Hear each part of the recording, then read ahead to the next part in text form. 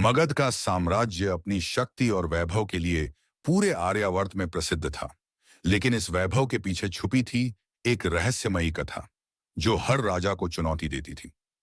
यह कहानी शुरू होती है राजा जरासंध से, जो मगध के पहले महान शासक माने जाते थे। जरासंध ने अपने बल से कई छोटे छोटे राज्यों को अपने अधीन कर लिया था। लेकिन कहते हैं कि उनके सिंहासन पर बैठने से पहले एक भविष्यवाणी हुई थी। जो भी इस सिंहासन पर बैठेगा, उसे अपने जीवन में किसी गहरे विश्वासघात का सामना करना पड़ेगा।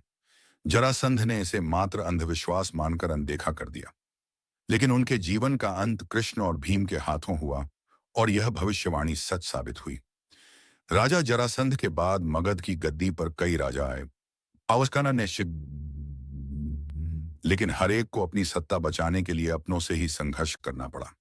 समय का पहिया घूमता रहा और मगध ने अपनी छोटी की शक्ति बिंबिसार और अजातशत्रु के समय देखी।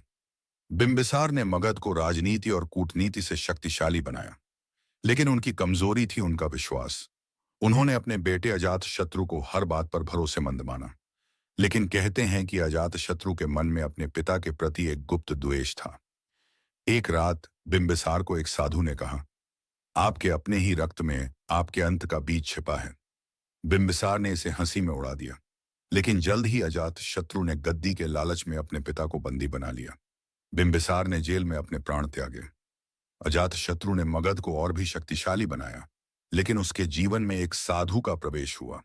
यह साधु हमेशा कहता था, तुम्हारे पाप तुम्हें नहीं छोड़ेंगे, सिंहासन का श्राप तुम्हारे खून में है।